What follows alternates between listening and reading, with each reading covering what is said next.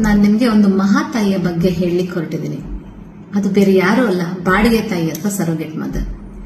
ಈ ಹೆಂಗಸು ತನ್ನ ಸ್ನೇಹಿತೆಗೋಸ್ಕರ ಬಾಡಿಗೆ ತಾಯಿಯಾಗಿ ಒಪ್ಕೊಂಡು ಹಾಗೆ ಗರ್ಭಿಣಿ ಕೂಡ ಆದ್ಲು. 4 ತಿಂಗಳ ಗರ್ಭಾವಸ್ಥೆಯಲ್ಲಿ ಅವಳಿಗೆ ಗೊತ್ತಾಯ್ತು, ಅಥವಾ ನಮ್ಮೆಲ್ಲರಿಗೂ ಗೊತ್ತಾಯ್ತು, ಅವಳಿಗೆ ಪ್ಲಾಸೆಂಟಾ ಅಕ್ರೀಟಾ ಪರ್ಕ್ರೀಟಾ ಅನ್ನೋ ಪ್ರಾಬ್ಲಮ್ ಇದೆ ಅಂತ.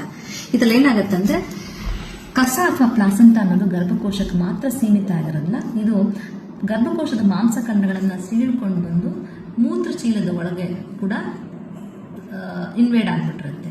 ಈ ಥರ ಅವಸ್ಥೆ ಇದ್ದಾಗ ತಾಯಿ ಜೀವಕ್ಕೆ ಅಪಾಯ ಇರುತ್ತೆ. ಅದಕ್ಕೆ ನಾವು ಹೇಳಿದ್ವಿ 4ನೇ ತಿಂಗಳಲ್ಲೇ ಇದನ್ನ ಗರ್ಭಪಾತ ಮಾಡಿಸ್ಬಿಡೋಣ, ಯಾಕಂದ್ರೆ ನಿನ್ನ ಜೀವಕ್ಕೆ ತೊಂದರೆ ಆಗ್ಬೋದು ಅಂತ. ಅವಳು ಒಂದೇ ಮಾತು ಹೇಳಿದ್ಲು, ನಾನು ಯಾವುದೇ ಕಾರಣಕ್ಕೂ ಗರ್ಭಪಾತ ಮಾಡಿಸಲ್ಲ, ಯಾಕಂದ್ರೆ ನಾನೊಬ್ಬ ತಾಯಿ.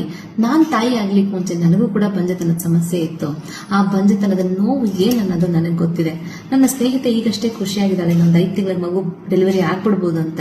ಆ ಖುಷಿಯನ್ನ ಅವಳಿಂದ ನಾನು ಕಿತ್ಕೊಳ್ಳಲ್ಲ. ಎಷ್ಟೇ ಕಷ್ಟ ಆದ್ರೂ ಈ ಮಗುನ ನಾನು ಈ ಭೂಮಿಗೆ ತಂದೇ ತರ್ತೀನಿ ಅನ್ನೋ ದೃಢ ನಿರ್ಧಾರ ಮಾಡಿದ್ಲು. ಬಿಗಿನಿಂಗ್ ಆಫ್ ಜೂನ್ ಅಲ್ಲಿ ಈ ತಾಯಿ ಡೆಲಿವರಿ ಆಯ್ತು. ಎಕ್ಸ್ಪೆಕ್ಟೆಡ್ ಕಾಂಪ್ಲಿಕೇಶನ್ ನಾವೇನ್ ಎಕ್ಸ್ಪೆಕ್ಟ್ ಮಾಡಿದ್ವು ಅದೇ ತರ. ಬ್ಲೀಡಿಂಗ್ ತುಂಬಾ ಆಯ್ತು, ಗರ್ಭಕೋಶನ ತೆಗಿಬೇಕಾಯ್ತು, ಮೂತ್ರಚೀಲ ಕೂಡ ಹರಿದೋಗಿತ್ತು, ಅದನ್ನು ಕೂಡ ರಿಪೇರ್ ಮಾಡಿದ್ವಿ. 2 ದಿವಸದ ನಂತರ ಅವಳಿಗೆ ಕ್ಲಾಟ್ಸ್ ಅಥವಾ ಥ್ರಂಬೋಸಿಸ್ ಅಂತ ಹೇಳ್ತೀವಿ, ಅದಾಯ್ತು. ಅದನ್ನು ಕೂಡ ಟ್ರೀಟ್ಮೆಂಟ್ ಮಾಡಿದ್ವಿ. ಇವತ್ತು ತಾಯಿ ಮಗು ಇಬ್ರು ಡಿಸ್ಚಾರ್ಜ್ ಆದ್ರು. ಈ ಹ್ಯಾಪಿ ಎಂಡಿಂಗ್ ಸ್ಟೋರಿ ಮುಂಚೆ ನಾನು ಈ ಮಹಾತಾಯಿಗೆ, ನಾವೆಲ್ಲರೂ ನಮ್ಮ ಆಸ್ಪತ್ರೆ ಸಿಬ್ಬಂದಿ ವರ್ಗ ಎಲ್ಲರೂ ಈ ಮಹಾತಾಯಿಗೆ ಕೃತಜ್ಞತೆ ಸಲ್ಲಿಸ್ತಾ ಇದ್ದೀವಿ ಇದ್ರ ಮುಖಾಂತರ.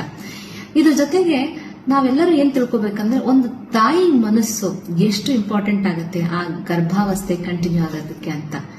ಬೇರೆ ಹೆಂಗಸರು ಯಾರಾದ್ರೂ ಆಗಿದ್ರೆ ಇದೇ ಹೆದರಿಕೆಯಲ್ಲಿ ಈ ಏನೇನೋ ಕಾಂಪ್ಲಿಕೇಶನ್ಸ್ ಆಗಿರಬಹುದಿತ್ತು.